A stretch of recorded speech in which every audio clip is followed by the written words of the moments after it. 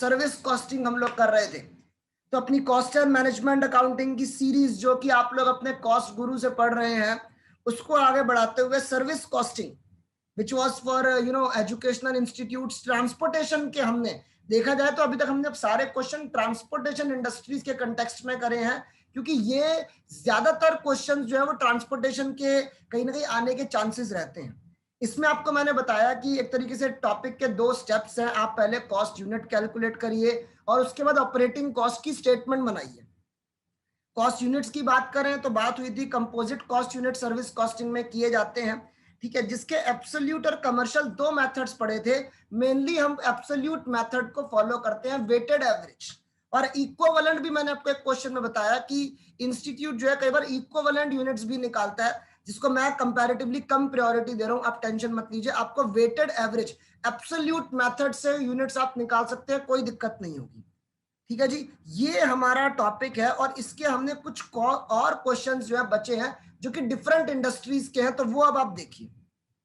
Sir now we are going to start with question number 8। और अगर question number 8 पर आप नजर डालें तो ये क्वेश्चन जो है होटल इंडस्ट्री का है। होटल इंडस्ट्री का आप देखिए, मैं क्वेश्चन स्टार्ट कर रहा हूं दोस्तों। A hotel has 3 types of rooms A, B and C.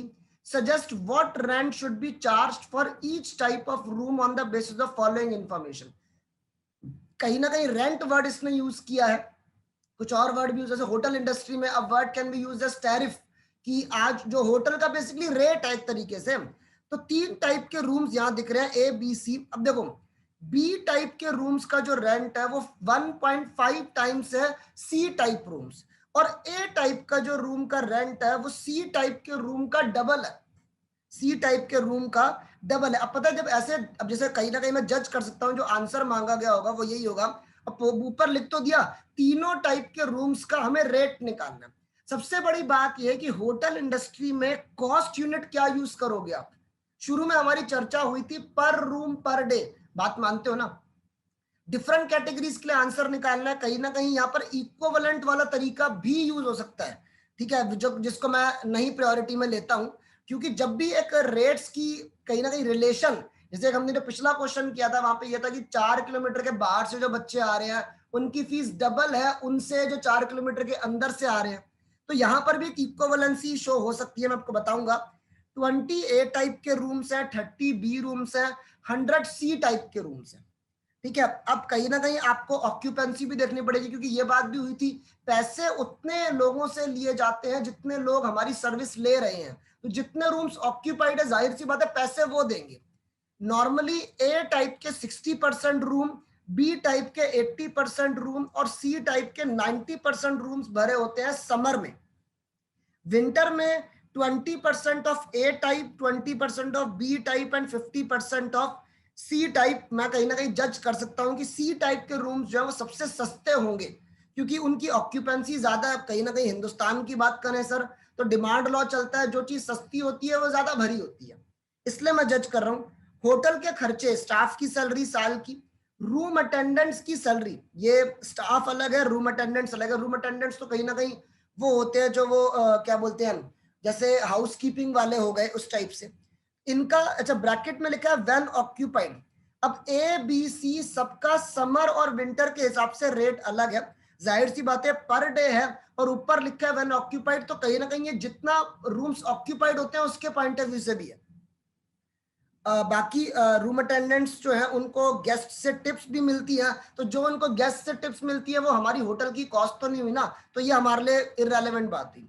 Lighting, if occupied for full month for both summer and winter, summer and winter दोनों में ए टाइप के रूम में लाइटिंग का खर्चा 800 रुपए पड़ता है, ये महीने का है। उसके बाद आपका बी टाइप के रूम में 600 रुपए का जो है वो खर्चा है, और सी टाइप के रूम में आपका खर्चा 400 रुपए का है। पावर की बात करें तो इसको देने का तरीका भी लाइटिंग जैसा ही है। समर और विंटर दोनों में ए टाइप के रूम के लिए 400 है, कम से कम ये अच्छी बात है कि यहाँ पे समर और विंटर दोनों के लिए कंबाइंड कर दिया। बी टाइप के रूम के लिए 300 रुपए है, सी टाइप के रूम के लिए 200 रुपए है। रिपेयर और मेंटेनेंस 4,20,000 पर एनम है। Decoration is 5 lakh, sundry expenses 7,65,500। Building की डेप्रीसिएशन 5% है, 140 लाख की बिल्डिंग है, 140 लाख का 5% करके आप डेप्रिसिएशन निकाल सकते हैं। फर्नीचर 30 लाख का है, 10% डेप्रिसिएशन है। अगला पॉइंट बड़ा इंपॉर्टेंट है यार, वो ये है समर में be assumed for 7 months and winter for 5 months in an year. सवाल आपको बता रहे हैं कि समर कितने टाइम की और विंटर कितने टाइम की है। आप यहाँ पर ये नहीं कि अपनी मर्जी से नहीं नहीं जी विंटर 5 महीने कैसे, हमारे दिल्ली में तो विंटर जो है मुश्किल से 2 महीने पड़ती है तो हम तो 2 लेंगे। कॉस्टिंग में अगर क्वेश्चन कुछ कह दे तो आप इसके में बहस नहीं कर सकते। एक महीने में नॉर्मली 30 डेज होते हैं, ये बात भी इसने बता दी ताकि बच्चा कंफ्यूज ना हो कि 31 डेज का महीना है, 30 डेज का महीना है। प्रॉफिट इसने बढ़िया काम किया, इसने बोला प्रॉफिट को कॉस्ट पर लेना है, profit on cost is 25%। Profit on cost जो है 25% है और आपने तीनों टाइप के रूम्स के जो है वो रेट निकालने हैं। तो बिना समय बर्बाद करें हम अपने व्हाइट बोर्ड पे चलते हैं और देखते हैं यहाँ पे कैसे होगा। So now we are in the hotel industry. ठीक है जी, क्वेश्चन नंबर 8 है ना क्वेश्चन नंबर 8 से हम कंटिन्यू कर रहे हैं।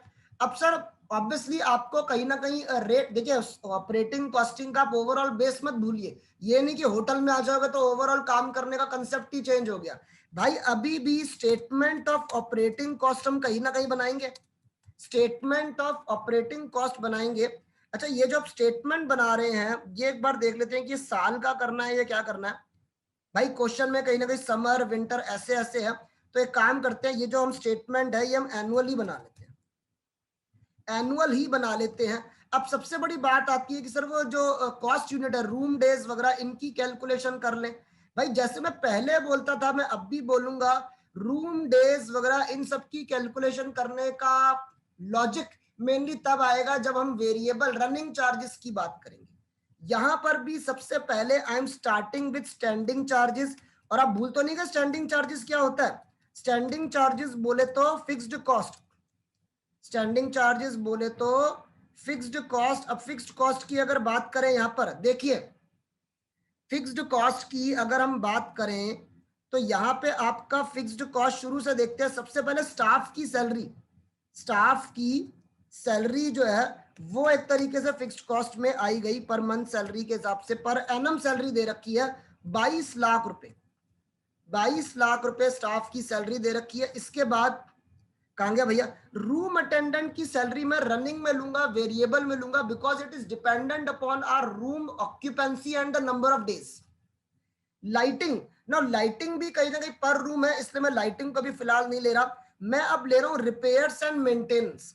सर यहाँ पे हो सकता है कुछ बच्चे ये सोच रहे हो कि सर रिपेयर और मेंटेनेंस को आप अलग से लिखते, सेमी वेरिएबल, इतना बड़ा फर्क नहीं पड़ता, ठीक है ना।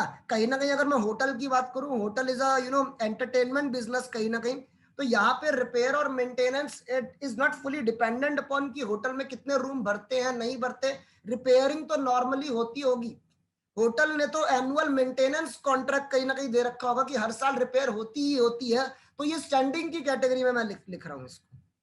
Repair maintenance 4,20,000। इसके अलावा सर डेकोरेशन, डेकोरेशन की बात करें तो ये डेकोरेशन आपका हो गया 5 लाख रुपए per annum, 5 lakh per annum. इसके अलावा सन्ड्री एक्सपेंस की बात करें, सन्ड्री एक्सपेंसेस की बात करें तो दे आर गिवन है 7,65,500, 765,500। डेप्रीसिएशन आपको बताया था कि अगर डेप्रीसिएशन के रेट्स गिवन हो तो कहीं ना कहीं डेप्रीसिएशन फिक्स्ड कॉस्ट की कैटेगरी में आएगी। बिल्डिंग की डेप्रीसिएशन देखें, बिल्डिंग हमारी 140 लाख की है, उसका 5% करना है। 140 लाख का 5% कहीं ना कहीं मेरे ख्याल से 7 लाख हो गया, हाँ या ना। 140 लाख का 5% करोगे तो 7 लाख आपका हो जाएगा 7 लाख। चलिए, इसके अलावा डेप्रीसिएशन हमें फर्नीचर का भी करना है। फर्नीचर, फर्नीचर की कितनी कॉस्ट है भाई, 30 लाख कॉस्ट है और डेप्रीसिएशन का जो रेट है दैट इज ऑफ 10%। 30 लाख की कॉस्ट है, डेप्रीसिएशन का रेट 10% है। 30 लाख का 10% करोगे तो ये आपका 3 लाख रुपए हो गया। 30 लाख का 10% करेंगे ये आपका 3 लाख रुपए हो गया। इसके अलावा ये मैं टोटल कर रहा हूं, अभी मैंने रूम, डेज, समर, विंटर कुछ बात नहीं करी है, क्योंकि ये फिक्स कॉस्ट थी. This is nothing to do with our room and days. तो 22 लाख का सैलरी, 4,20,000 का रिपेयर, 5 लाख का डेकोरेशन, 765 500 का सैलरी एक्सपेंस, 7 लाख का डेप्रिसिएशन बिल्डिंग का, 3 लाख का डेप्रिसिएशन फर्नीचर का. सर यहां तक का टोटल आपका आ रहा है 48,85,500. 48,85,500. अब जब मैं रनिंग चार्जेस की बात करूंगा, ठीक है ना, ऑपरेटिंग चार्जेस वर्ड भी लिख सकते हो, ब्रैकेट में लिख लो भाई वेरिएबल कॉस्ट, यानी वो खर्चे जो मेरे रूम्स की ऑक्यूपेंसी और नंबर ऑफ डेज पे डिपेंड करते हैं. इनके लिए कहीं ना कहीं मेरे को अब नंबर ऑफ रूम डेज निकालने पड़ेंगे. ये बात तो क्लियर है ना कि होटल इंडस्ट्री में cost unit would be room days. चलिए sir, working note number 1, working note number 1, calculation of room days. और जब मैं ये कैलकुलेशन करूंगा दोस्तों, तो जाहिर सी बात है, देखिए आपको अपनी क्वेश्चन की प्रेजेंटेशन को ध्यान में रखना पड़ेगा. मैं अब समर और विंटर में अपने काम को बांटूंगा कहीं ना कहीं. समर और विंटर में अपने काम को मुझे बांटना पड़ेगा. I have 3 types of rooms, A, B and C. ध्यान से देखिए भाई, ए के मेरे पास कितने रूम्स हैं? ए के मेरे पास कहां गए? I have 20 rooms of A. 20 rooms मेरे पास ए के हैं. भाई समर में ध्यान से देखो, समर में ये आपके जो रूम्स हैं ये 60% भरे होते हैं. होटल इंडस्ट्री के लिए समर कहीं ना कहीं सीजन है. 20 रूम्स इंटू 60% इनका ऑक्यूपेंसी रेट है. समर में एक महीने में 30 दिन होते हैं, एक महीने में 30 दिन होते हैं, और समर जो है वो 7 मंथ्स के बराबर है. ऐसे आप अपने समर के रूम डेज निकाल सकते हैं. मेरी बात को प्लीज समझिए, ऐसे आप अपने समर के रूम डेज निकाल देते हैं. हम एक काम करते हैं, विंटर को मैं नीचे कर दूंगा, अभी सिर्फ समर के लिए देखो. भाई पहले तो कैलकुलेशन आप समझे जो मैंने लिखा है. 20 रूम्स हैं, 60% भरे होते हैं, 30 डेज का एक महीना है, 7 मंथ्स की समर है. इसको अगर कैलकुलेट करूं, 20 into 60% into 30 into 7, sir 2520 room days आ रहा है. ये एक ले आया है, ये ए के लिए आया है. ए के समर के रूम डेज आए हैं ये. अभी बी के लिए भी, अब विंटर के लिए बाद में देख लेंगे. बी के हमारे पास 30 रूम्स हैं, 30 रूम्स हैं. समर में इनकी ऑक्यूपेंसी कितनी है, कहां गई? 80% होती है, 80% होती है. और वही इंटू 30 डेज इंटू, एक minute, into 30 days into 7 months. समझ गए सर बात को? कि अब देखिए वही ऑक्यूपेंसी के हिसाब से देखना पड़ेगा. 30 into 80% into 30 days into 7 months, ये आपका 5,040 रूम डेज आ जाता है. 5,040 रूम डेज आपका यहाँ पर बी के रूम डेज आ जाएंगे हमारे. चलिए सर, बी के रूम डेज जो है वो आ गए, हमने यहाँ पर कैलकुलेट कर लिए. अब बात करते हैं सी की. सी की बात करते हैं. सी के टोटल हमारे पास कितने रूम्स हैं? सी के टोटल सर 100 रूम्स हैं, 100 रूम्स. और भरे कितने होते हैं? सर सीजन का टाइम है, समर का टाइम है, तो 90% भरे होते हैं. इंटू 30 इंटू 7 ऐसे आपको करना पड़ेगा. तो 100 इंटू 90% इंटू 30 इंटू 7, सर ये 18,900 रूम डेज आ रहा है. जाहिर सी बात है सबसे ज्यादा आना ही था, क्योंकि समर के नंबर ऑफ रूम्स भी सबसे ज्यादा है और इनकी ऑक्यूपेंसी लेवल भी सबसे ज्यादा है. कहीं ना कहीं मैं टोटल कर लूं एक तरीके से, मेरे विंटर के टोटल रूम, समर के जरूरत पड़ेगी नहीं वैसे. अब एक काम करते हैं सर, यही काम जो है अब मैं विंटर के लिए कर रहा हूं. यही काम जो है वो मैं विंटर के लिए कर रहा हूं. ठीक है, I just choose a different colour pen.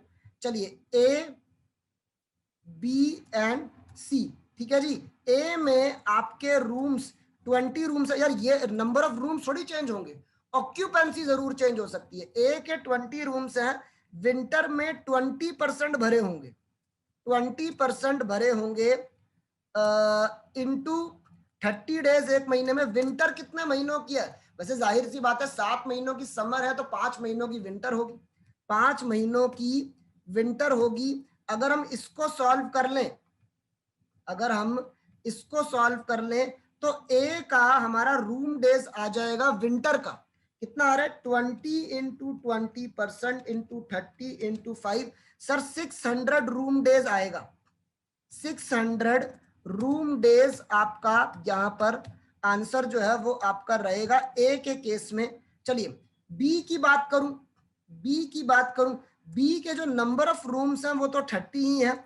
Occupancy winter में बी के रूम्स की जो ऑक्यूपेंसी है वो 20% ही है, इंटू 30 डेज इंटू 5 मंथ्स, तो 30 का 20% कहीं ना कहीं 6 होता है। 30 का 20% इंटू 30 इंटू 5, सर ये 900 रूम डेज आ गया, 900 रूम डेज आ गया। सी की अगर मैं बात करूं तो सी में 100 टाइप के रूम्स हैं, इसकी ऑक्यूपेंसी विंटर में आधी हो जाती है, यानी 50%। विंटर में ऑक्यूपेंसी 50% हो जाती है, into 30 days in a month into 5 months जो है वो आप इस तरीके से करेंगे तो 100 into 50% into 30 into 5, 150 room days है। इतना कम, इतना कम। 100 into 50% into 30 into 5, sorry sir 7500, 7500 room days यहां पर आपका आ रहा है। चलिए अब देखो मैं आपको सही बताऊं तो आप चाहें तो वैसे ग्रैंड टोटल भी कर सकते हैं, या मेरे को जब जरूरत पड़ेगी ना तब देख लूंगा, मेरे को जब जरूरत पड़ेगी तब देख लूंगा। मैं अपने ऑपरेटिंग चार्जेस पर आता हूं। आई am starting with the room attendant salary, room attendant salary. और भाई रूम अटेंडेंट सैलरी के लिए भी ना आपको मैं एक बात बताऊं, अलग वर्किंग नोट मुझे आपको दिखाना पड़ेगा, क्योंकि इनके रेट समर विंटर और डिफरेंट टाइप्स के अलग अलग हैं। So basically I would have to go to working note number 2।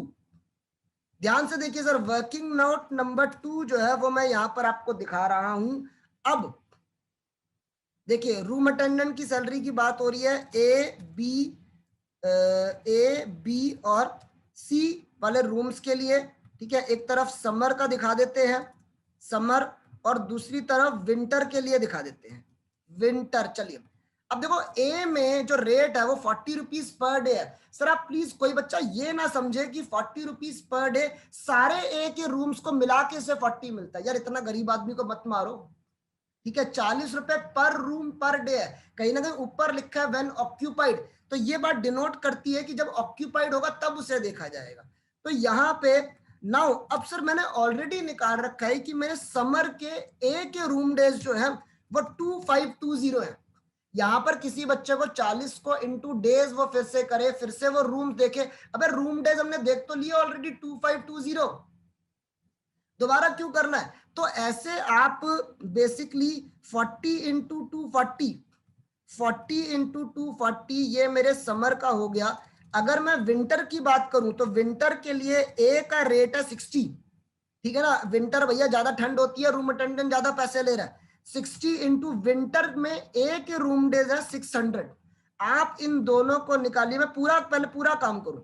B का जो रेट है रूम अटेंडेंट का दैट इज 30, बी के रूम डेज समर में दैट इज 5040, विंटर में बात करें तो रेट इज 45, और क्या बोलते हैं जो रूम डेज है बी के विंटर में दैट इज 900। ऐसे ही सी में अगर बात करूं तो जो रेट है वो यहां पर 20 और 30 है। 20 इंटू सी के रूम डेज 18900, और विंटर की बात करें तो 30 इंटू रूम डेज जो है वो 7500 है, रूम डेज जो है 7500 है। सर सबको कैलकुलेट करना पड़ेगा, मैं कहीं ना कहीं टोटलिटी में कर रहा हूं, ठीक है ना। क्या आपको समझ में आ रहा है, ये 40 60 30 45 ये हमें रेट दे रखे थे, और हमने ए बी सी के समर और विंटर वाले रूम डेज निकाल लिए हैं अकॉर्डिंग टू ऑक्यूपेंसी। ये जो हमने निकाले हैं रूम डेज, ये हमने ऑक्यूपेंसी परसेंटेज को ध्यान में रखते हुए निकाले हैं, तो कोई बच्चा कंफ्यूज ना हो। अब इसे करें तो 40 इंटू 2520, चलिए उसके बाद 60 इंटू 600, तो ये आपका 136,800 तो एक ले हो गया। 136,800, ये अगर मैं यहाँ पर छोटा सा लिख भी लूं, है ना, कहीं इससे पहले हम भूल जाएं, इससे अच्छा लिख लेते हैं। ए के लिए टोटल समर विंटर का मिला के 136,800 आ रहा है। बी के लिए 30 इंटू 5,040, और बी के लिए टोटल जो मेरा यहाँ पर आ रहा है that is coming out to be 1,91,700। C की बात करूं तो 20 इंटू 18,900 और 30 इंटू 7500। सी के लिए आपका टोटल जो यहाँ पर आ रहा है दिस इज 6,03,000। अगर ग्रैंड टोटल देखा जाए, grand total 1,36,800 plus 1,91,700 plus 6,03,000, sir ये टोटल आपका आ रहा है 931,500। यानी पूरे साल में रूम अटेंडेंट्स को हम लोग पैसे देते हैं 9,31,500। क्या आपको ये बात समझ में आई? इसके बाद the next is lighting. Lighting है पावर है, पहले लाइटिंग के बारे में लिखा है। चलिए लाइटिंग, अब लाइटिंग कहीं ना कहीं और आसान है, लेकिन इसको भी एक अलग वर्किंग नोट में मैं आपको शो कर देता हूं, ठीक है। मैं डिफरेंट कलर पेन में एक वर्किंग नोट जो है वो यहाँ बना लेता हूँ साइड में, वर्किंग नोट नंबर 3। अब देखिए लाइटिंग की बात करें, सबसे अच्छी बात यह है तो समर और विंटर का अलग अलग रेट नहीं है, एक ही है, लेकिन जो रेट गिवन है क्वेश्चन में वो पर मंथ है। आप ध्यान से देखें, एक लिए जो रेट है that is given out as 800। Now 800 is for per month, मुझे इसको पर डे बनाना पड़ेगा, मैं डिवाइड बाय 30 कर रहा हूं। सर क्यों पर डे बना रहे हो? क्योंकि हमारे पास रूम्स वगैरह की जो कैलकुलेशन है वो वर्किंग नोट नंबर 1 में जो हमने करी थी वो डेज के हिसाब से है। तो 800/30 इंटू, अब देखो यार समर और विंटर का कुछ साथ में करके देखना है, यहाँ पर समर और विंटर का इकट्ठा रेट है। अब क्या करना पड़ेगा तुम्हें, ए के रूम्स का समर और विंटर के रूम डेज का टोटल करना पड़ेगा। मैं अगर देखूं ए, देखिए समर में ए के रूम डेज थे 2520, आपको दिख रहा है ना भाई, हाइलाइटर ऑन कर दूं क्या? ए के समर में रूम डेज थे 2520, विंटर में 600, इन दोनों को ऐड करना पड़ेगा। 2520 प्लस 600 ये हो गया सर 3120 रूम डेज, ये ए के टोटल रूम डेज आ गए। ऐसे ही बी की बात करें तो 5,040 गर्मियों के और 900 सर्दियों के, टोटल हो गया 5,940 रूम डेज, 5,940 रूम डेज। अगर मैं बात करूं सी की तो 18,900 गर्मियों के और 7,500 सर्दियों के, टोटल जो है वो यहां पर आपका हो गया 26,400 रूम डेज, 26,400 रूम डेज। एक बार देख ले, 18,900 प्लस 7,500, हाँ जी बिल्कुल। अब आप जब करेंगे तो आपको इसे इकट्ठा करना पड़ेगा। 800 रुपए मंथली रेट था, डिवाइड बाय 30, मल्टीप्लाई कर रहा हूं सीधा 3120 रूम डेज से। बी के केस में आपका लाइटिंग का जो रेट है दैट इज 600, तो divide by 30 into 5,940 room days. C की बात करें तो यहाँ पे जो रेट है that is 400 divide by 30 into 26,400 room days. मैं टोटलिंग कर रहा हूं इसकी लाइटिंग, मुझे तो खर्चा इकट्ठा लिखना है ना। 800/30 इंटू 3120, ए का आ रहा है वैसे कहीं ना कहीं 83,200, राउंड ऑफ करके कहा जा सकता है 83,200, ठीक है जी। 2,02,000 यहां तक का टोटल हो गया, 2,02,000। ये अगर आप देखें सर आपका ये ग्रैंड टोटल आएगा राउंड ऑफ करके 5,54,000। लाइटिंग समर एंड विंटर की टोटल मिला के लाइटिंग जो है वो 5,54,000 की आ रही है। क्या आपको ये क्लियर है? क्या आपको ये क्लियर है? इसके बाद सर हमें नेक्स्ट जो आना है वो अपने पावर पर आना है। पावर जो है वो बिल्कुल सेम पैटर्न पर है जैसे आपका लाइटिंग था, जैसे आपका लाइटिंग था। आप चाहें तो इसकी कैलकुलेशन अलग वर्किंग नोट नंबर 4 में दिखा लीजिए। मैं थोड़ी जगह खाली करता हूं सर, मैं ये वर्किंग नोट नंबर 1 जो है ये हटा रहा हूं। ये आपने, मुझे उम्मीद है कि आपने यहाँ पर लिख लिया होगा, और टोटल रूम डेज जो है ऊपर हमने लिखे ही हुए हैं। सो यहाँ पर I am starting with the working note number 4, I am doing the calculation for power which is same as it is lighting. A में बी सी। चलिए जी सर, ए का पावर का रेट, ए का पावर का rate is 400 again per month है, divide by 30 किया। ए के room days multiply करें 3120, ये अगर हाथ के हाथ देख लें 400 बाय 30 इंटू 3120 राउंड ऑफ करके 41600 आ रहा है। चलिए बी की बात करें, बी का जो पावर का रेट है दैट इज 300, तो 300 डिवाइड बाय 30 इंटू बी के रूम डेज 5940, 300 बाय 30 10 रुपए का हिसाब हो गया कहीं ना कहीं, 5940 के लिए 59400।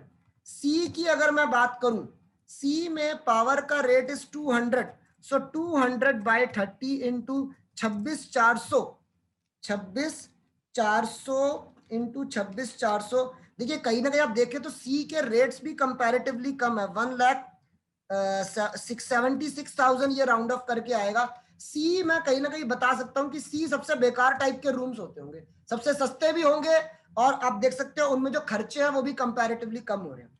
41,600, 59,400, 1,76,000, ये सर आपका 2,77,000 यहाँ पर हो गया पावर। ये आप अगेन यहां पर लिख लें।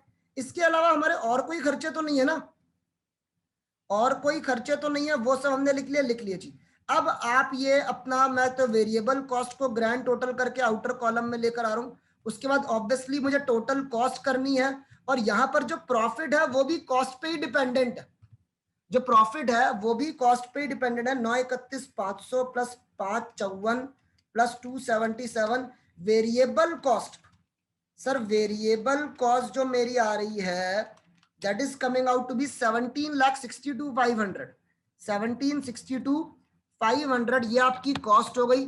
अब मैं इस कॉस्ट को ग्रैंड टोटल करके, मैं इस कॉस्ट को ग्रैंड टोटल करके एक तरीके से टोटल कॉस्ट यहां पे लिख रहा हूं, टोटल कॉस्ट यहां पर मैं लिख रहा हूं, वो मेरी आ गई 17,62,500 प्लस 48,85,500। ये सर आपका टोटल हो गया साल का 66,48,000। होटल चलाने में इतना खर्चा आता है साल का, बल्कि कम बोल रहे हैं सर, आज की तारीख में तो होटल चलाने में बहुत ज्यादा खर्चा होता होगा। अब इसमें हमें आगे बोला गया है कि हम प्रॉफिट ऐड करें। प्रॉफिट के लिए सिंपल बोला भैया 25% ऑन कॉस्ट, 25% ऑन कॉस्ट, तो 66,48,000 का 25% कर दें, this is coming to be 16,62,000।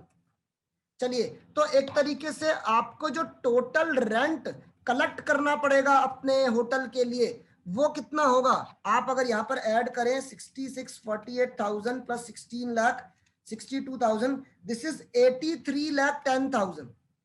यहां पर आ रहा है 83,10,000। मैं एक्सप्लेन कर दूं, अगर हम 83,10,000 कलेक्ट करने में कामयाब हो गए तो हमारे दो सपने पूरे हो जाएंगे, हमारा 6648 की कॉस्ट भी निकल जाएगी और 16,62,000 का प्रॉफिट भी हम कमा पाएंगे। अब कहीं ना कहीं हमें ए बी सी तीनों टाइप के रूम्स का रेंट पर रूम पर डे जो है वो कहीं ना कहीं हमें निकालना है, ठीक है। अब इसके लिए कहीं ना कहीं रूम डेज की हम कैलकुलेशन कर चुके हैं। अब देखिए सर, अगर आप क्वेश्चन में जो रेट्स की जानकारी देखेंगे तो क्वेश्चन का कहना यह है कि जो बी टाइप के रूम्स है उनका रेट सी टाइप से 1.5 टाइम्स है, और ए का जो रेंट है वो सी टाइप के रूम से ट्वाइस है।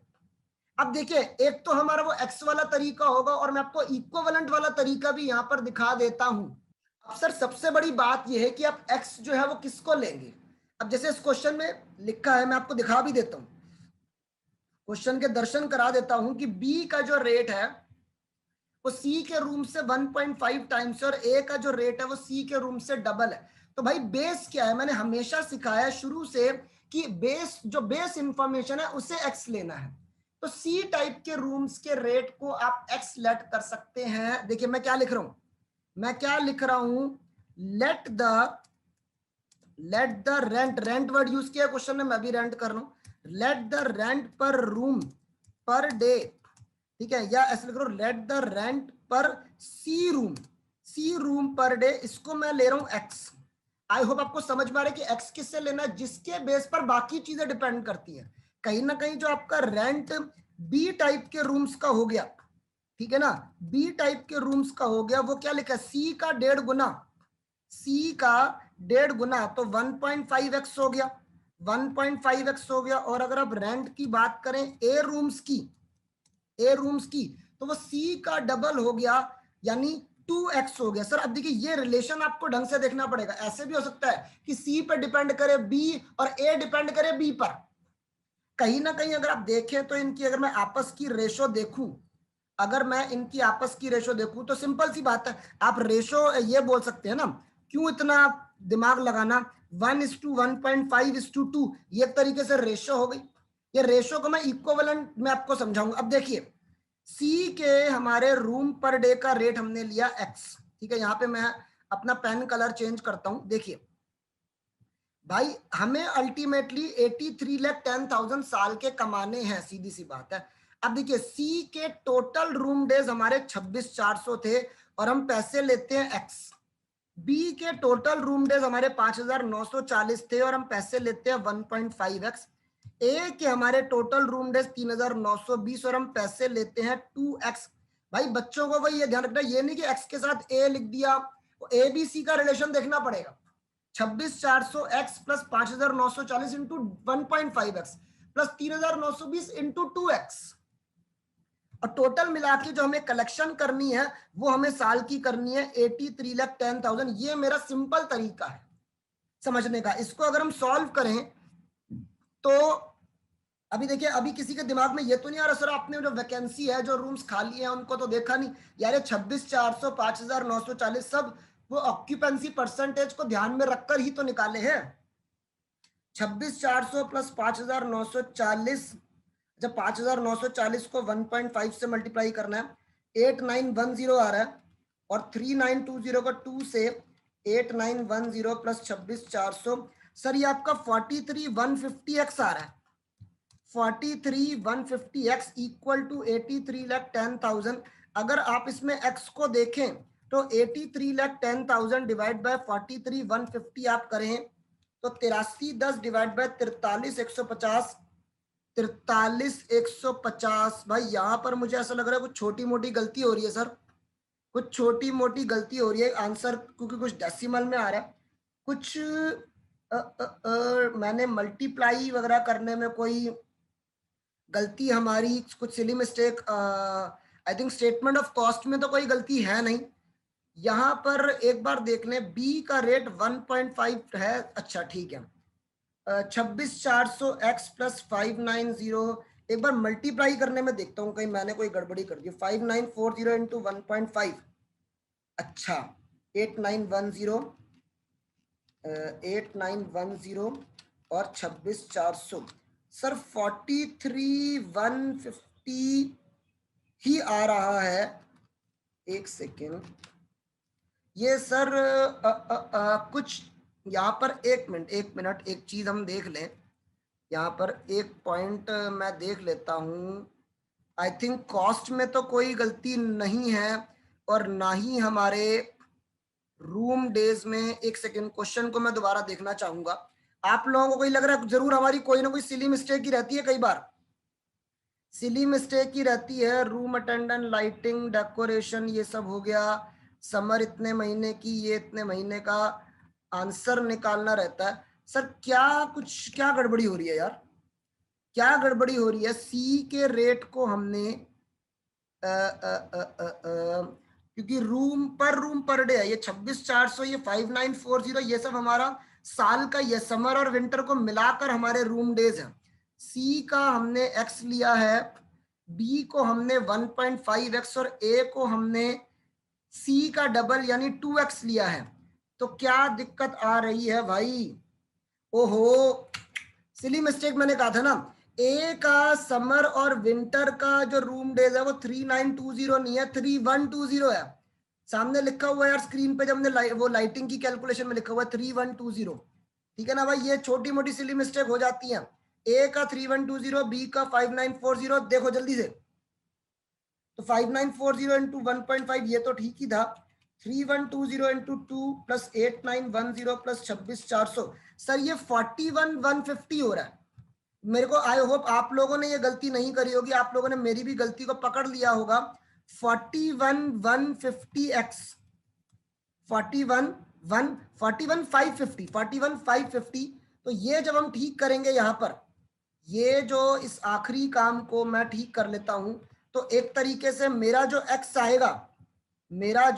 आएगा, that would be 8310 divided by 41550 equal to, अब देखिए सर 41550, सर आंसर आ रहा है 200। अब थोड़ी जान में जाना है क्योंकि एक एग्जैक्ट राउंड फिगर में आंसर आ रहा है। अब आप ये मत भूलिएगा कि आपने x किससे लिया था, x हमने किससे लिया था। मैं अपने आंसर को डिफरेंट कलर पेन में यहां पर कुछ जगह खाली कर देता हूं और यहां पर मैं प्रेजेंट करता हूं अपने आंसर को यहां पर प्रेजेंट कर रहा हूं। हमारा रेंट पर डे पर सी टाइप रूम्स जो हमारा रेट आ रहा है वो 200 रुपये आ रहा है। और आप अगर आगे की बात अगर हम करें तो ऐसे ही हमारा रेंट पर डे पर बी टाइप के रूम्स, कहीं ना कहीं भाई सी टाइप के रूम्स का 1.5 गुना था, तो 200 इंटू 1.5 गुना करोगे आई गेस 300 आएगा। 200 इंटू 1.5 300 आएगा, बिल्कुल बढ़िया। और ऐसे ही हमारा क्या बोलते हैं, रेंट पर डे पर ए टाइप के रूम्स सी के रेट का डबल, 200 का डबल 400। सबसे पहले तो ये देख लो कि क्या हमारा आंसर ठीक है, तो भाई 400 300 200 आंसर तो ठीक है, आंसर तो बिल्कुल ठीक है। मैं यहां पर आपको एक चीज और दिखाना चाहूंगा, वो है इक्विवेलेंट वाला फंडा जो हमारा कई बार सीए इंस्टीट्यूट में हमने देखा है कि वो करता है। सीए इंस्टीट्यूट जो है वो इसको करता है, ठीक है। मैं एक अलग से ऑल्टरनेटिव काम, हमारा हो चुका है क्वेश्चन, मैं आपको दिखा रहा हूं। इक्विवेलेंट यूनिट्स वो कैसे निकालता है, जो बेसिकली जहां यहां पे जिस चीज को मैं एक्स ले रहा हूं, मतलब वही जो आपका बेस इंफॉर्मेशन है उसके बेस पे निकालता है। मतलब वही सी टाइप के जो रूम्स हैं, सी टाइप के जो रूम डेज हैं वो आपके आए थे टोटल मिला के 26,400, जिनका रेट 1 के बराबर, रेशो को फॉलो करूंगा अब मैं रेशो को फॉलो करूंगा। जो बी टाइप के रूम्स हैं, जो बी टाइप के रूम डेज हैं, दे आर 5940, इनका रेट 1.5 के इक्विवेलेंट है, तो इसको सी के इक्विवेलेंट करके देख लिया जाता है। तो ये 8910, सर वैसे 8910 अगर आपको याद है तो यहाँ पे हमारा 5940 इंटू 1.5 करके आया था। कुछ भी फर्क नहीं है बच्चे, प्लीज डोंट गेट कंफ्यूज। एक ले देखें तो 3120 इंटू 2 के हिसाब से ये यहाँ का आपका 3120 इंटू 2 6240 हो जाएगा। टोटल करके इसने यहाँ पर रूम डेज लिखने हैं इक्विवेलेंट में 26,400 प्लस 8,910 प्लस 6,240।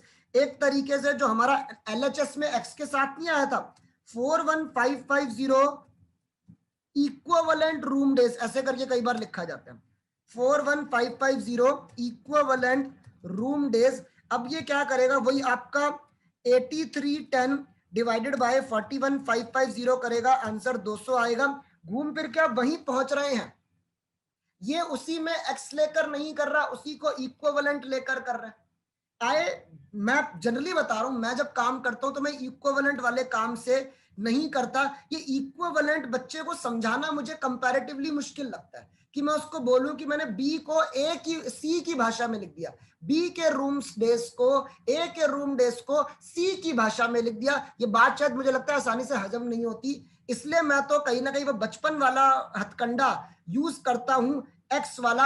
आपको जो पसंद आए आप वो करें, मेरे ख्याल से एक्स वाले तरीके में कोई दिक्कत नहीं होनी चाहिए।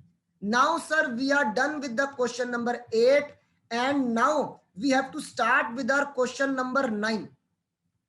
क्वेश्चन नंबर 9, और क्वेश्चन नंबर 9 जो है sir that is related to a cinema hall, 10th is related to a hospital and the question number 11th is related to a toll plaza।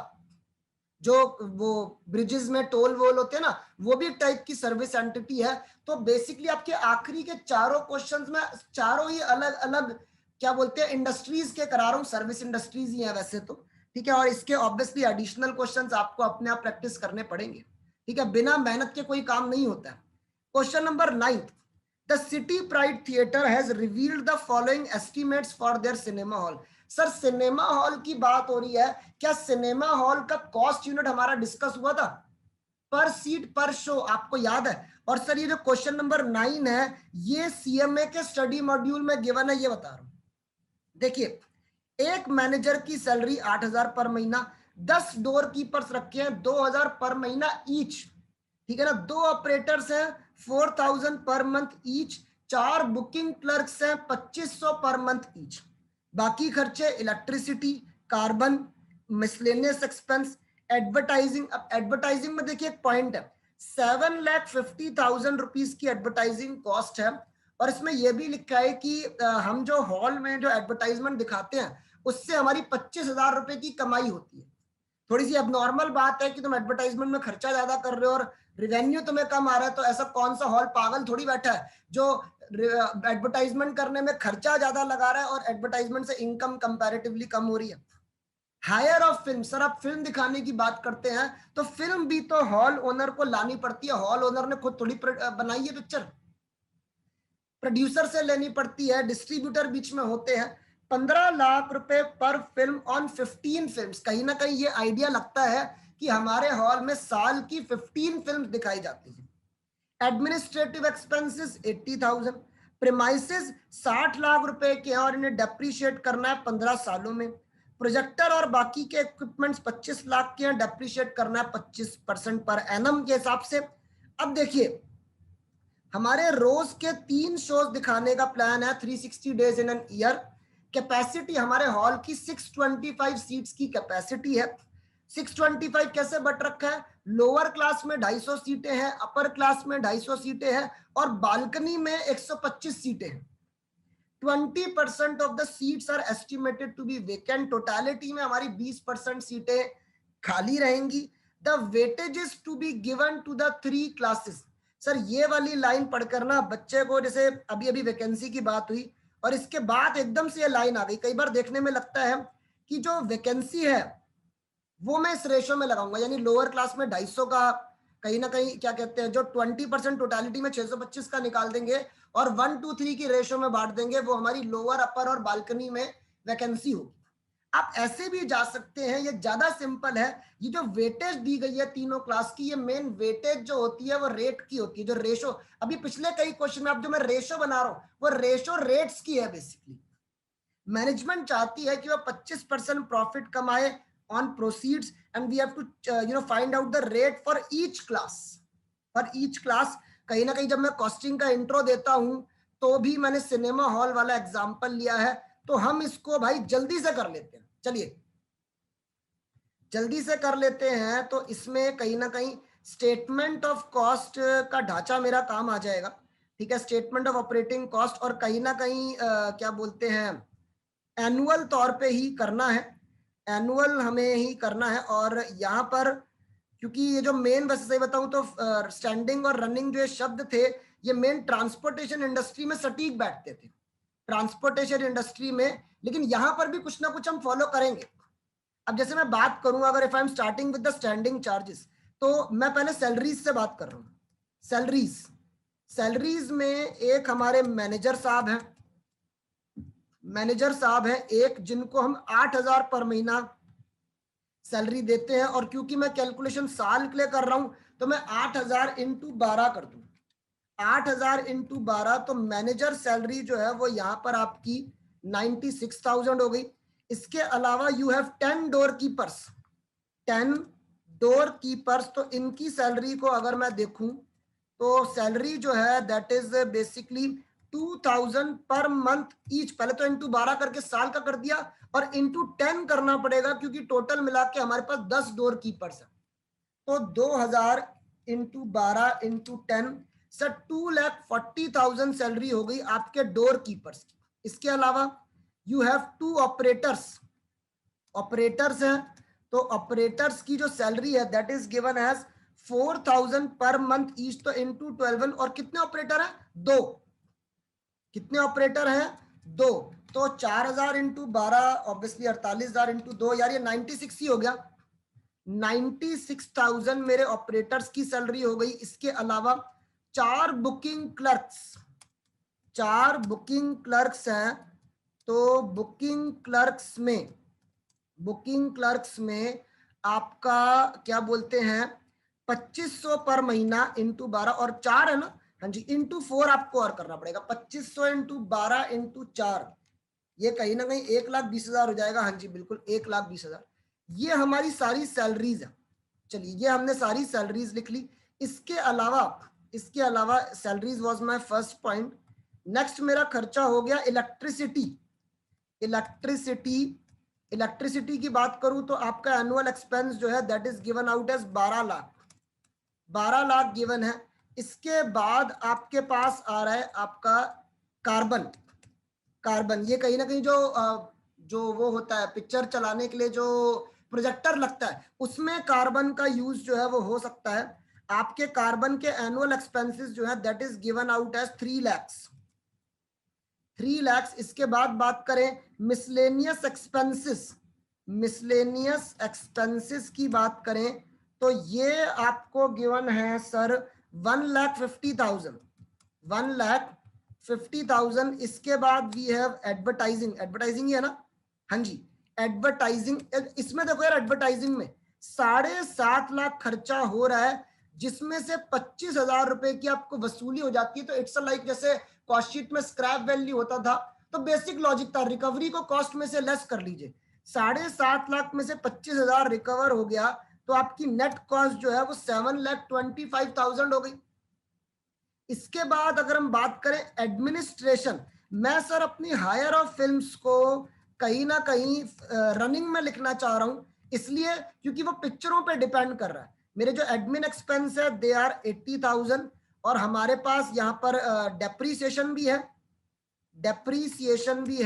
Depreciation 2 चीजों की है। एक तो प्रेमाइसिस होते हैं सर अपनी एक तरीके से जो जगह है, जो सिनेमा हॉल की जगह है, 60 लाख की है, जिसको 15 सालों के दौरान डेप्रीशिएट करना है। एसएलएम के तरीके से कोई स्क्रैप वगैरह का फंडा तो है नहीं, तो 60 लाख डिवाइड बाय 15, आपकी एनुअल डेप्रीसिएशन जो है वो यहां पर आ जा रही है 4 लाख। इसके अलावा वी हैव डेप्रीसिएशन ऑफ, एक और आपके पास है ना projector, depreciation of projector and other equipments. यहां पर अगर देखें तो इसकी कॉस्ट है 25 लाख, जिसको 25% के हिसाब से डेप्रीशिएट करना है।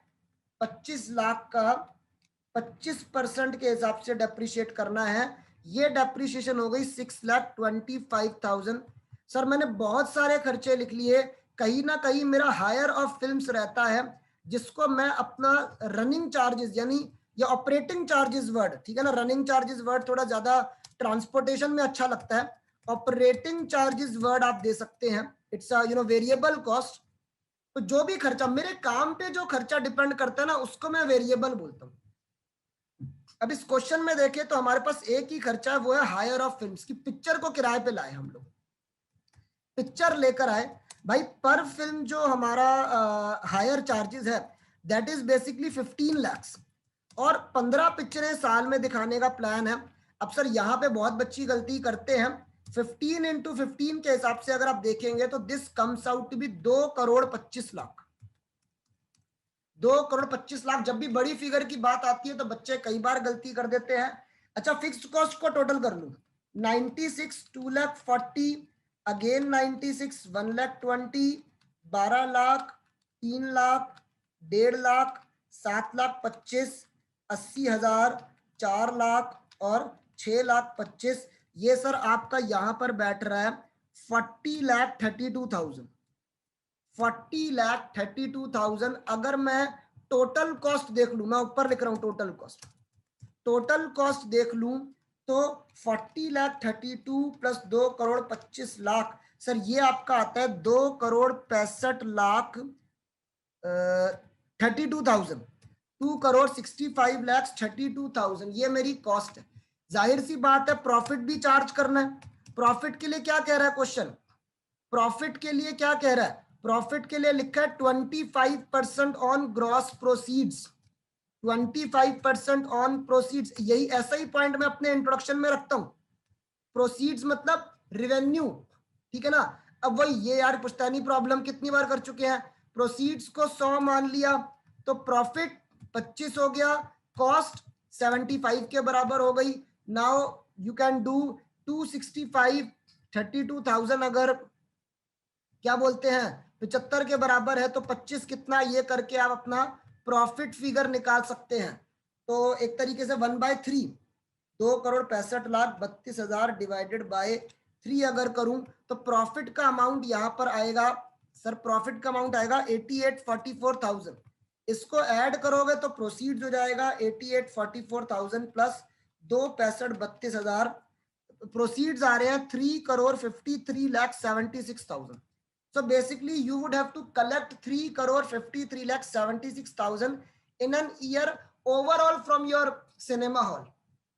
अब भाई कहीं ना कहीं क्वेश्चन में जो रेशो है वो 1:2:3 की है, तो मैं क्या कर रहा हूं, लेट द रेट पर सीट पर शो। सर ये देखिए यहां पर सिनेमा हॉल में जो आपकी कॉस्ट यूनिट है वो पर सीट पर शो होगी, ये बात तो क्लियर है, शुरू में डिस्कस हुआ था। एक सीट पे बैठने का, एक शो पिक्चर देखने का रेट, लेट द रेट पर सीट पर show for lower class, for lower class मैं कर रहा हूं, वो मैं रख रहा हूं एक्स, ठीक है जी। ऑब्वियसली आपका रेट फॉर अपर क्लास पर सीट पर शो कितना हो गया सर, 1:2:3 की रेशो है, 2x हो गया। ऐसे ही आपका रेट बालकनी के लिए, आज की तारीख में तो वैसे हॉल्स में बालकनी कम दिखती हैं, 3x हो गया। अब सर ना तो नंबर ऑफ सीट्स देखी ना नंबर ऑफ शोज देखे, अभी देखने वाला, ध्यान से देखो भाई, ध्यान से देखो, हमारा लोअर क्लास में टोटलिटी में 250 सीट्स है, रेट है x। सर वैकेंसी तो देख लो, वैकेंसी ऑल टुगेदर देख लूंगा। अब देखिए अपर में हमारे पास 250 सीट्स है, रेट है 2x। बालकनी में हमारे पास 125 सीटें हैं, रेट है 3x।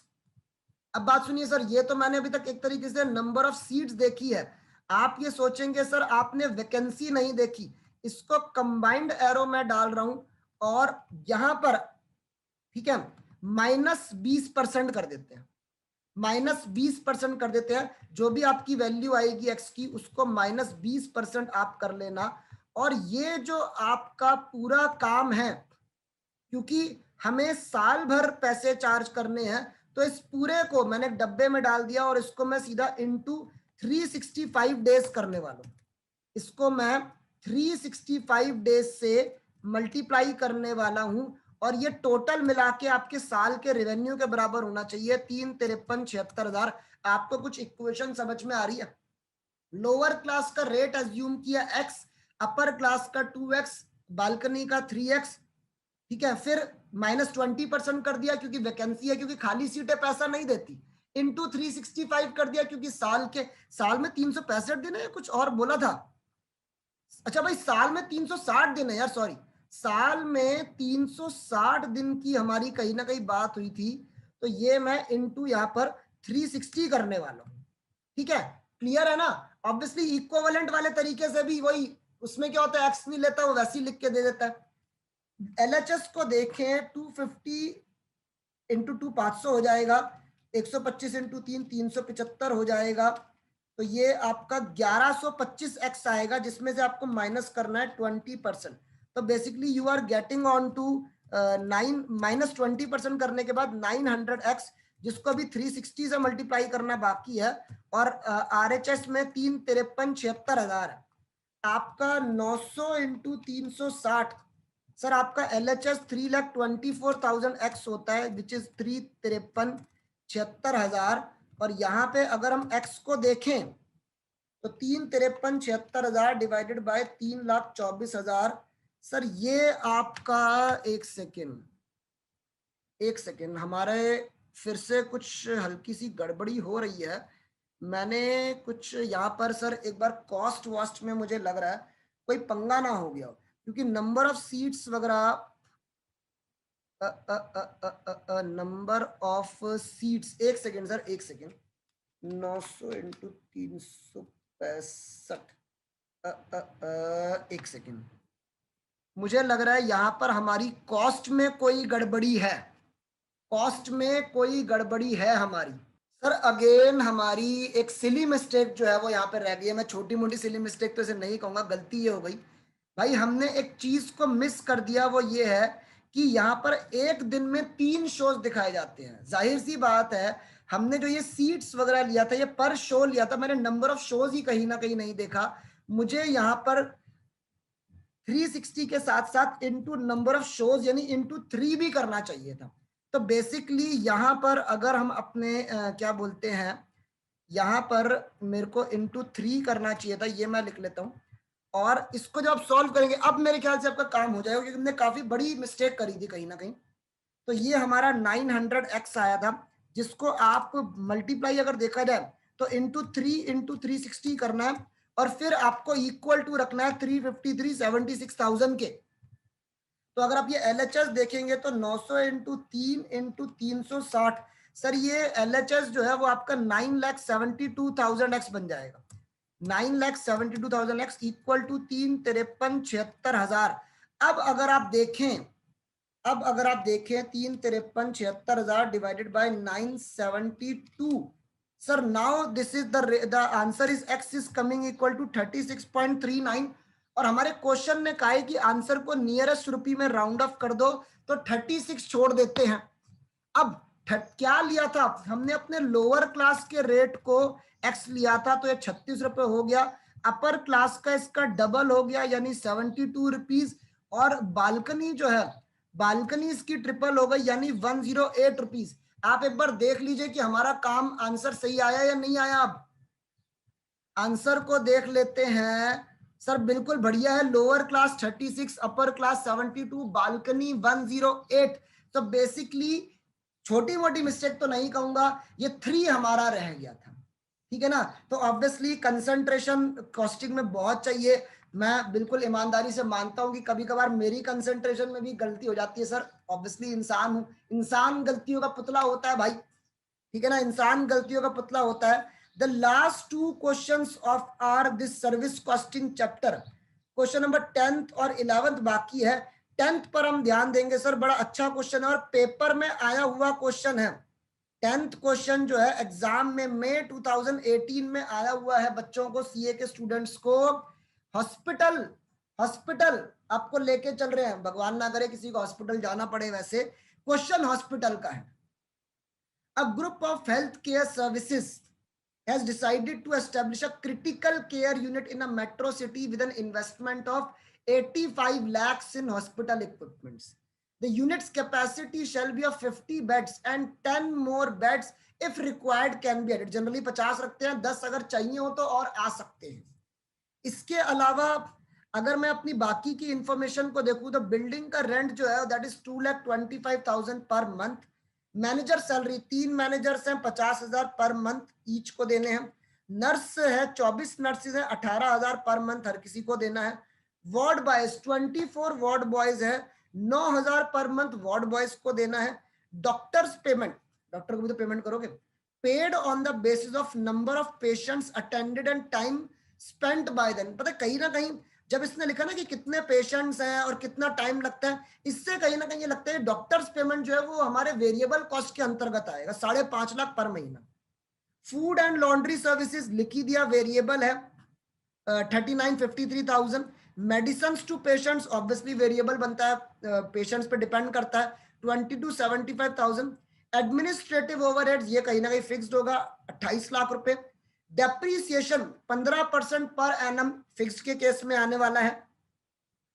It is reported that for 200 days in a year 50 beds were occupied, for 105 days 30 beds were occupied and for 60 days 20 beds were occupied। तो इससे हमारे देखिए हॉस्पिटल के केस में what would be the cost unit, hospital के case में cost unit होगी पर बेड पर डे, ठीक है ना, पर बेड पर डे जो है वो ये हो सकती है। यहाँ पे भी कई बच्चे बोल रहे हैं सर पर बेड पर पेशेंट, अबे एक बेड पे कितने पेशेंट लेटे हैं, ये हॉस्पिटल है क्या है, पर बेड पर डे, एक बेड पे एक ही पेशेंट लेटता है भाई। Hospital hired 250 beds at a charge of 950 per bed to accommodate the flow of patients. जैसे इसने बोला था ना कि कभी कभार एक्स्ट्रा जगह जो है वो एक्स्ट्रा बेड्स लेने पड़ते हैं, तो हॉस्पिटल ने 250 बेड्स कहीं ना कहीं किराए पे लिए, 950 पर बेड के किराए पर। अच्छा, आगे की बात लिखिए कि this never exceeded the normal capacity of 50 beds on any day. Total जो 50 बेड की हमारे पास हॉस्पिटल में जगह, उससे बाहर हमें कहीं नहीं जाना पड़ा, तो विद इन द कैपेसिटी है, ये बात बोलने की कोशिश की जा रही है बस। इसके बाद obviously we need to find out the profit per patient day. देखिए अब यहां पर क्वेश्चन ने कहीं ना कहीं ये बात डिनोट करी है कि यहाँ पे जो यूनिट यूज हो रहा है वो पर पेशेंट पर डे हो रहा है। मैंने पर बेड पर डे बोल दिया, पर बेड और पर पेशेंट डे की बात हो गई। हॉस्पिटल चार्ज करता है 2500 रुपए पर डे ईच पेशेंट से, तो हॉस्पिटल को प्रॉफिट कितना होगा ये बताना है। अच्छा, सेकंड पॉइंट इसमें है break even point per patient day.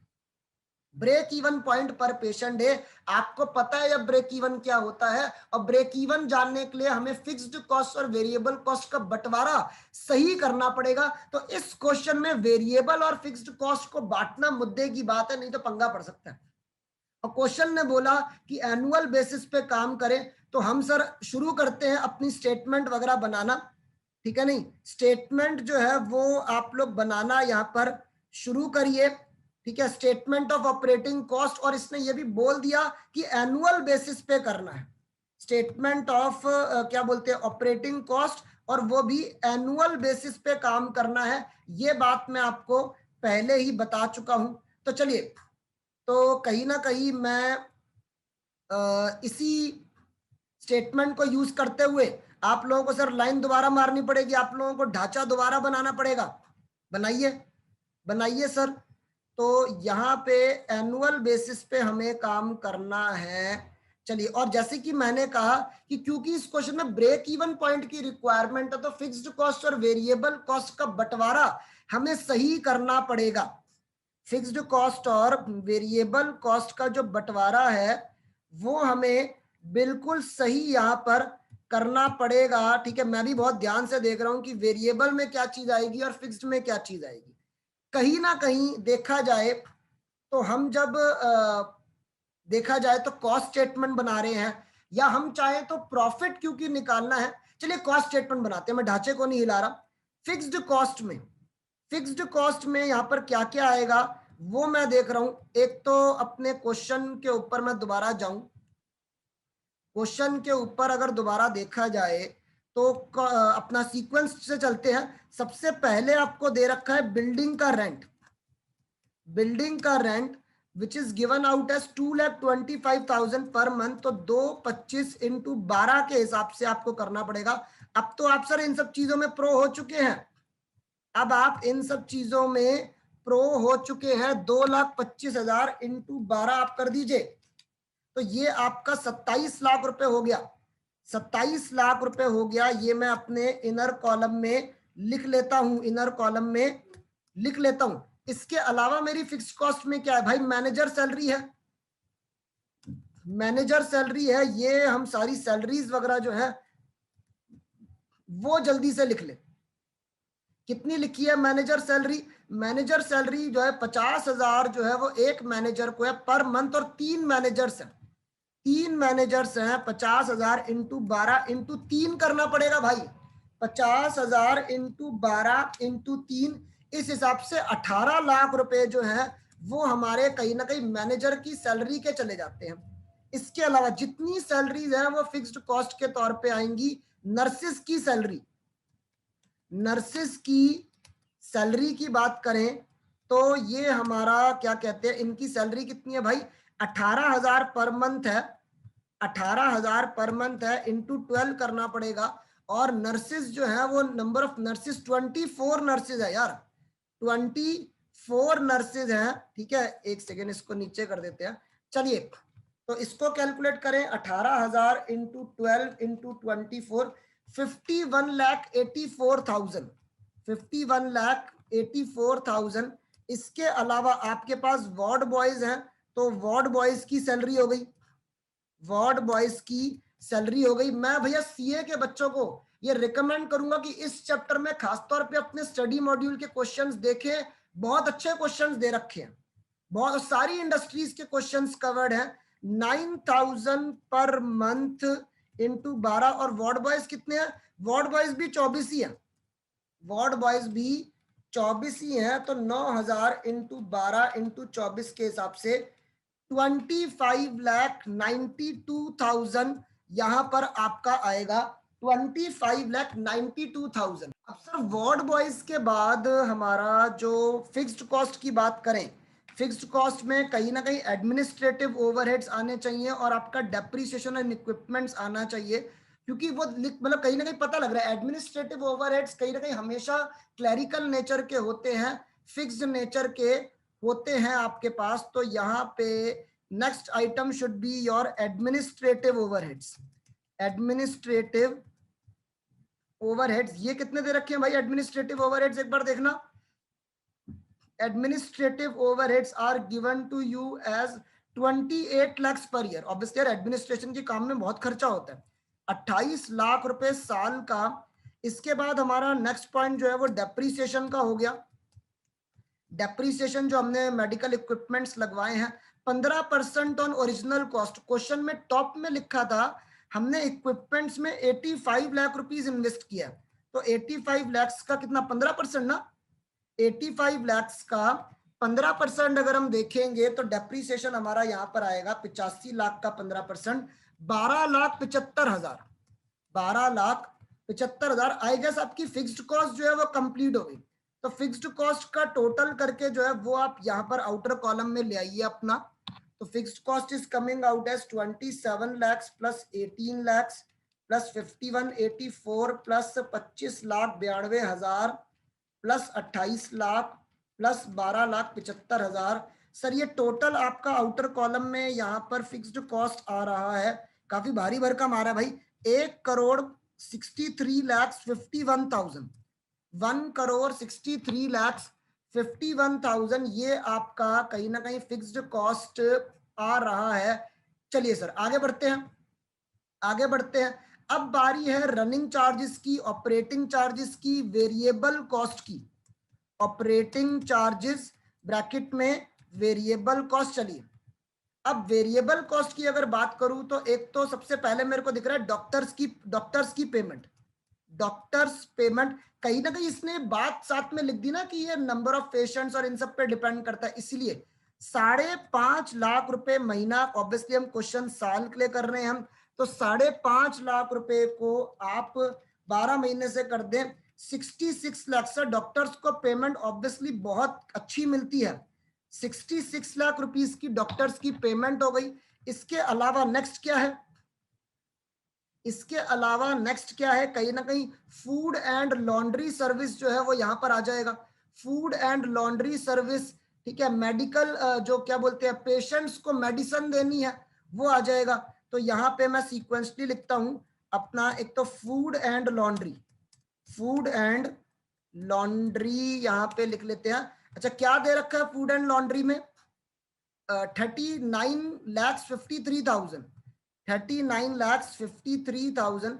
इसके अलावा now medicine to patients, medicine के बारे में बात लिखी है। मेडिसिन की बात करें तो इट इज 22,75,000, 22,75,000 जो है वो यहाँ पर इट इज रिटन डाउन। उसके बाद सर एक चीज और, अगर आप अपने क्वेश्चन में देखें तो आपको बेड हायर पे लेने पड़े। जाहिर सी बात है बेड जो है जो भी खर्चा आपके काम पे डिपेंड कर जाता है वो वेरिएबल कॉस्ट है। तो मैं यहाँ पे फोर्थ पॉइंट जो है यहीं पर लिख लेता हूं, हायर ऑफ बेड्स करके लिख रहा हूं, हायर ऑफ बेड्स करके लिख रहा हूं। हायर ऑफ बेड्स की बात करें तो sir it is given out as 250 beds आप हायर पे ले रहे हैं, 950 का रेट है, 250 इंटू 950 का रेट है। तो ये आपके जो हायर चार्जेस होंगे दिस वुड बी आपके 237,500, 237,500। ये सारी हमारी वेरिएबल कॉस्ट हो गई। ये चार जो आइटम्स है वो यहाँ पर हमारी वेरिएबल कॉस्ट हो गई। इन वेरिएबल कॉस्ट को टोटल करके आप अपने आउटर कॉलम में लिख लें, इन वेरिएबल कॉस्ट को टोटल करके आउटर कॉलम में लिख लें। 66 लाख डॉक्टर पेशेंट्स के, 39,53 फूड का, 2275 मेडिसन का 237,500, ये आपका टोटल जो आ रहा है दिस इज 1,30,65,500 रुपीज। सर ठीक है, क्या आपका भी टोटल यही आ रहा है 1,30,65,500? चलिए सर आगे की बात करें तो total cost, total operational cost बोल लो कितनी हो गई। एक तरीके से टोटल कॉस्ट की बात करूं तो 1,63,51,000 प्लस 1,30,65,500, ये सर हो गई 2,94,16,500। बिल्कुल आज की तारीख में हॉस्पिटल सर कहीं ना कहीं होटल से कम थोड़ी है, उनमें भी इतने खर्चे जो है वो लगभग होते हैं। 2,94,16,500। चलिए अब प्रॉफिट निकालना है, प्रॉफिट को मैं एज अ बैलेंसिंग फिगर निकालूंगा। क्वेश्चन ने रेवेन्यू की जानकारी दे रखी है सर, वही शुरू से वही बातें। अगर सेल्स है तो प्रॉफिट बैलेंसिंग फिगर आ जाएगा, प्रॉफिट है तो सेल्स निकाल लो। रेवेन्यू के लिए क्या बोला, रेवेन्यू के लिए क्या बोला हम लोग, यहां पर लास्ट में लिखा हुआ है कि 2,500 पर डे ईच पेशेंट से चार्ज करते हैं। रेट जो हमारा है वो पर डे है, पर डे पर पेशेंट, पर डे पर पेशेंट का रेट है। अब बात ये भी है यहां पर, ये भी रेवेन्यू को जज करने के लिए ये भी देखना पड़ेगा कि हमारे पास नंबर ऑफ पेशेंट्स कितने हैं। रेवेन्यू को जज करने के लिए देखना पड़ेगा कि हमारे पास नंबर ऑफ पेशेंट्स जो है वो कितने हैं। तो मैं साइड में वर्किंग नोट बना के डिफरेंट कलर पेन से sir number of patient days निकालता हूं। नंबर ऑफ पेशेंट डेज यानी that's the combination of number of patient and days. Basically इसके लिए क्वेश्चन की लैंग्वेज आप यूज करेंगे। क्वेश्चन में भाई देखिए सब कुछ क्वेश्चन ही आपको बताता है, कोई भी चीज आप घर से लेके नहीं जा सकते। 200 दिन के लिए 50 बेड्स घिरे होते हैं, बेड्स बोले तो पेशेंट्स। 105 दिन के लिए 30 बेड घिरे होते हैं। अब सर आप ये भी देख रहे हैं, ऐसे नहीं होता कि पूरे के पूरे जो 365 दिन 50 के 50 बेड्स घिरे होते होंगे। यहां पर भी क्या बोलते हैं वो होती है ऑक्यूपाई वैकेंसी, यहां पे भी वैकेंसी है। 105 इंटू 30 और 60 दिन के लिए 20 बेड्स, 60 दिन के लिए 20 बेड्स जो है वो आपके भरे होते हैं। इसको अगर मैं टोटल करूं, ये हमारे हॉस्पिटल का नॉर्मल है 200 इंटू 50 10,000, 105 इंटू 30 13,150, 60 इंटू 20 प्लस 13,150। अभी तक का टोटल आया 14,350। अभी तक का आपका जो ये टोटल है दिस इज 14,350। अब सर एक बात आपको क्वेश्चन में और देखनी पड़ेगी, वो ये है कि 250 बेड्स आप किराए पर भी लेते हैं। आप अपने टोटल पेशेंट डेज देख रहे हैं तो इसमें आपको 250 बेड्स, ये मैं ब्रैकेट में लिख रहा हूं, हायर वाले आपको ऐड करने होंगे। तो 14,350 और 250 को ऐड करें तो 14,600 बेड डेज, या मैं बोलूं पेशेंट डेज बनते हैं, पेशेंट डेज बनते हैं। अब रेवेन्यू देखो, आप एक दिन का एक पेशेंट से चार्ज करने वाले हो 2,500, तो 14,600 इंटू 2,500 के हिसाब से आपका रेवेन्यू हो जाएगा, 14,600 इंटू 2,500 के हिसाब से आपका रेवेन्यू हो जाएगा 14,600 इंटू 2,500। सर आपका रेवेन्यू बनता है 3,65,00,000 रुपए, 3,65,00,000 रुपए जो है वो रेवेन्यू का अमाउंट बनता है। जाहिर सी बात है बैलेंसिंग फिगर प्रॉफिट देख लीजिए, ये आपका हो गया सर साल का 70,83,500। हॉस्पिटल को साल का 70,83,500 का प्रॉफिट होता है। क्या आप ये बात समझे? क्या आपका आंसर ठीक है सर? बिल्कुल ठीक है, बिल्कुल ठीक है। अच्छा profit, profit per patient day पूछा है ना यार, क्या दिक्कत है? तुम 70,83,500 को अपने 14,600 पेशेंट डेज से फिर से डिवाइड कर लो। पर पेशेंट डे पूछ रहा है, कोई बात नहीं, 70,83,500 डिवाइड बाय 14,600 485.17। एक पेशेंट पर एक दिन का 485.17 पैसे प्रॉफिट जो है वो हॉस्पिटल कमाता है। Answer is perfect. Now we need to see break even point. Now we to see break even point, and break even point बच्चे मार्जिनल कॉस्टिंग को याद करें, fixed cost divided by contribution per unit. Sir यहां per unit क्या है, patient day.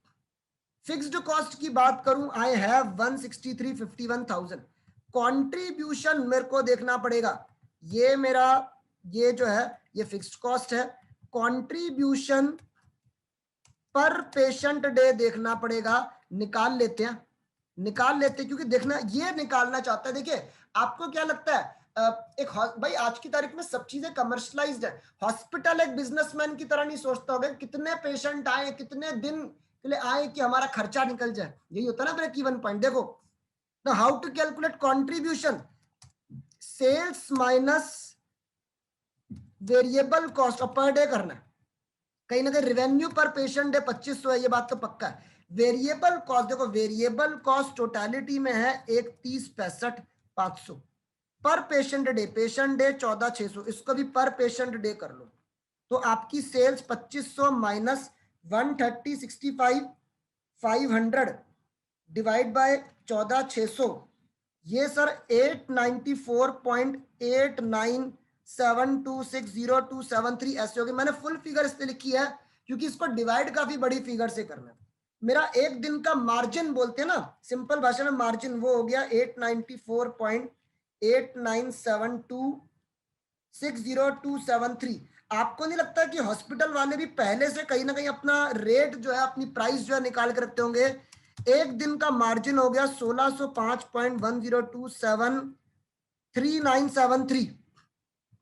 Now if we want break even, hospital wants break even patient days, तो एक कहीं ना कहीं fix cost divide by contribution करोगे तो 1,63,51,000 डिवाइडेड बाय 1605.10273973, आपका एग्जैक्ट आंसर आ रहा है 10,000। अब आप राउंड ऑफ कर दो, 187 पेशेंट डेज, यानी कुल मिला के आपके पास 10,187 पेशेंट डेज होने चाहिए अगर आपको ब्रेक इवन अचीव करना है।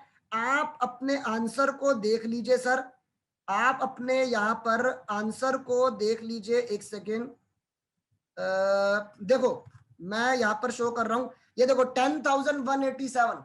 तो भाई सर्विस कॉस्टिंग में सबसे इंपॉर्टेंट है to find out the cost unit. Hospital के केस में कॉस्ट यूनिट हो गई पेशेंट डेज। क्या आपको ये बात क्लियर है? चलिए sir, now we are moving to the last question of our chapter service costing. और ये क्वेश्चन देखिए, मैं आपको वैरायटी दे रहा हूं, ये क्वेश्चन टोल प्लाजा से कनेक्टेड है। मैं आपको एक बात बताऊं ईमानदारी से, ऐसा नहीं है कि मैंने आपको दुनिया भर के क्वेश्चन सारे ही करा रहा हूं, और भी क्वेश्चंस हो सकते हैं, ठीक है ना। एजुकेशनल इंस्टीट्यूट्स के और क्वेश्चंस हो सकते हैं। आपको अपना मैंने बोल दिया सर, आप अगर पास होना चाहते हो please don't leave any stone unturned. आप एमटीपी आरटीपी प्रैक्टिस क्या बोलते हैं, अब सीएमए वाले बच्चे अपनी वर्क बुक्स एमसीक्यू मटेरियल कुछ भी ना छोड़े यार, कुछ भी नहीं छोड़ोगे तो तुम्हें कोई फेल नहीं कर सकता, सीधी सी बात है। Now we are moving to the question number 11, and ये क्वेश्चन सर आपको बता रहा हूं, ये भी नवंबर 2020 के पेपर में आया हुआ है। SEZ Limited built a 120 kilometer long highway and now operates a toll road to collect tolls. Toll tax लेते हैं ना। The company has invested 900 crore to build the road and has estimated that a total of 120 crore vehicles will be using the highway during the 10 years toll collection tenure. 10 साल के period के दौरान की बात हो रही है। 900 करोड़ तो रोड बनाने में लगेगा, 120 करोड़ व्हीकल 10 सालों के दौरान इसमें जाएंगी। देखिए सारी कॉस्टिंग कहीं ना कहीं एस्टिमेशन के बेस पर है। तो टोल प्लाजा वाली कंपनी है ये जो SEZ लिमिटेड है भाई, जो देखिए हमारे देश में जो बड़े बड़े हाईवेज, नेशनल हाईवेज बनते हैं या क्या बोलते हैं फ्लाईवेज बनते हैं, वो कहीं ना कहीं क्या आपको सही बताऊं तो बूट सिस्टम के अंदर बनते हैं, जिसमें जो एक कंपनी को टेंडर दिया जाता है, वो बिल्ड करती है, ऑपरेट करती है, टोल टैक्स कलेक्ट करती है, और कुछ सालों की लीज होती है, जिसके बाद वो गवर्नमेंट को ट्रांसफर हो जाता है कि यार ये जो पुल है, ये जो हाईवे है, ये गवर्नमेंट का है। अब इसमें देखिए सैलरी कलेक्शन पर्सनेल है, जो कलेक्शन टोल टैक्स के जो बूथ में कलेक्शन वाले बंदे नहीं बैठे होते, 3 शिफ्ट्स में 24 घंटे बैठना पड़ता है, 3 शिफ्ट्स में, और एक शिफ्ट में 5 बंदे, 200 रुपए पर डे पर पर्सन। सुपरवाइजर 3 शिफ्ट्स, 2 बंदे पर शिफ्ट। सिक्योरिटी पर्सनल, सिक्योरिटी भाई साहब चाहिए, हमारे देश में तो कई बार क्या बोलते हैं लड़ाई झगड़ा भी हो जाता है टोल के मामले पर। 2 शिफ्ट, 2 बंदे पर shift. Toll booth manager 3 shift 1 बंदा। Electricity, telephone, maintenance cost, sir आप इतना बड़ा रोड बनाओगे, आप उसकी मेंटेनेंस नहीं करोगे? बिल्कुल करोगे। Company needs 30% profit over total cost, sir obviously it's a commercialised company, इसको प्रॉफिट भी तो कमाना है। तो बेसिकली एक कॉस्ट पर किलोमीटर निकालेंगे, एक टोल रेट पर व्हीकल, टोल रेट पर व्हीकल की बात करेंगे। भाई मैं एक बात जज कर पा रहा हूं, कहीं ना कहीं 120 करोड़ व्हीकल चलने वाले हैं 10 सालों के दौरान, और 120 किलोमीटर का हाईवे है। तो देखा जाए तो एक तरफ का, क्योंकि सही बताऊं तो जो टोल आप कलेक्ट करते हैं वो यहाँ पर एक तरफ का हम देखेंगे, दोनों तरफ के टोल की बात नहीं करेंगे। कहीं ना कहीं टोटल जो किलोमीटर्स आने वाले ना 120 इंटू 120 14,400 बैठते हैं। Speedily I am moving to my white board, और इस आखिरी क्वेश्चन को भी जल्दी से खत्म हम कर लेते हैं, जल्दी से खत्म कर लेते हैं। इस पूरे को मैं हटा रहा हूं और जल्दी से अपने काम पर हम आ जाएं। चलिए सर आप लोग स्टार्ट करिए, स्टेटमेंट ऑफ ऑपरेटिंग कॉस्ट बनाइए। अच्छा यहां पर जो आप स्टेटमेंट बनाएंगे वो क्या साल की होगी, कैसे होगी? मेरे हिसाब से साल की बननी चाहिए, साल की बननी चाहिए। अब कोई बच्चा कह रहा है सर मैं 10 साल की बनाऊं, यार 10 साल की भी बना सकते हो, 10 साल की स्टेटमेंट भी आप बना सकते हो, इसमें कोई इतनी दिक्कत वाली बात नहीं है, वैसे दिक्कत वाली बात नहीं है। लेकिन मेरा ये कहना है कि यहाँ पे एक सिंगल ईयर के हिसाब से भी कहीं ना कहीं स्टेटमेंट बनाई जा सकती है, सिंगल ईयर के हिसाब से भी स्टेटमेंट जो है वो बनाई जा सकती है। तो यहां पर अगर देखा जाए, यहां पर अगर देखा जाए सर क्वेश्चन, अच्छा क्वेश्चन में कुछ मंथली इंफॉर्मेशन भी है क्या? क्वेश्चन में कोई मंथली इंफॉर्मेशन है आपको?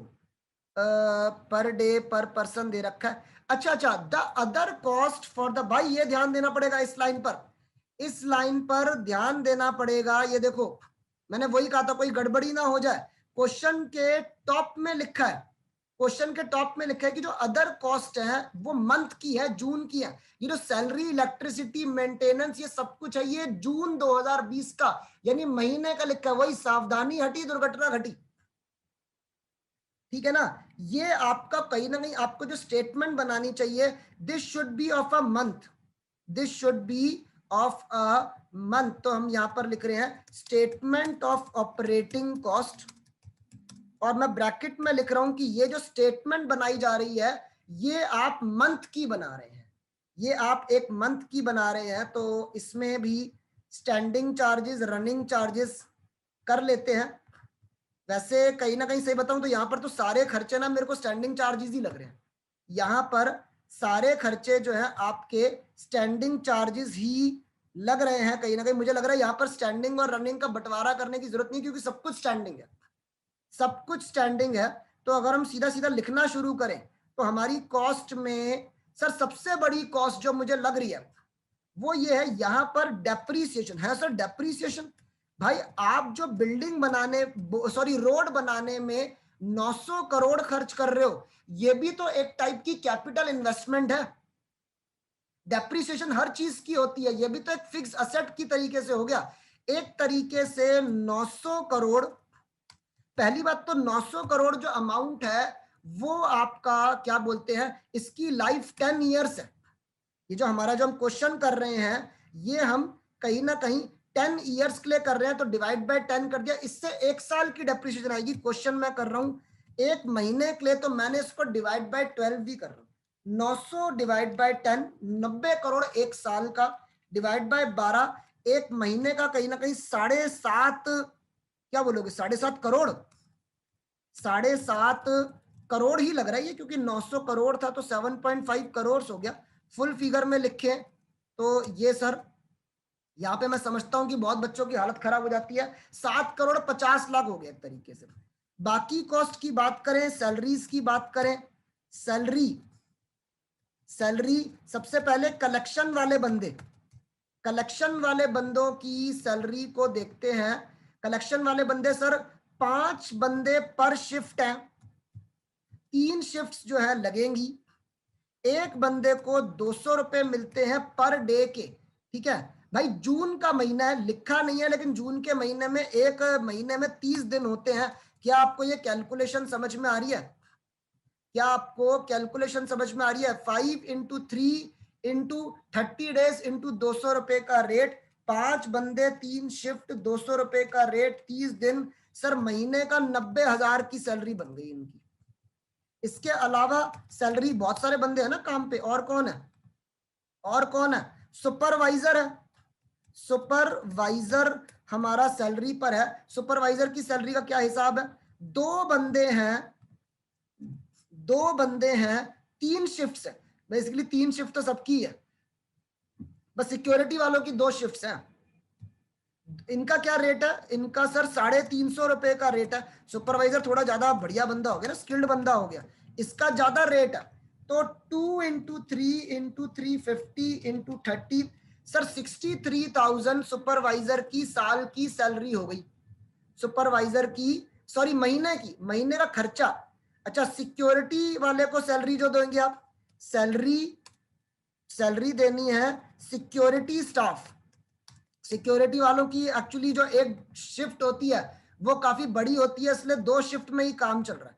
2 बंदे पर शिफ्ट, 2 शिफ्ट्स, इनका रेट भी शायद कम ही होगा, 200 रुपए का रेट है, 30 डेज के लिए काम करना है। तो 2 इंटू 2 इंटू 200 इंटू 30, सर 24,000 रुपए आपका महीने का खर्चा हो गया।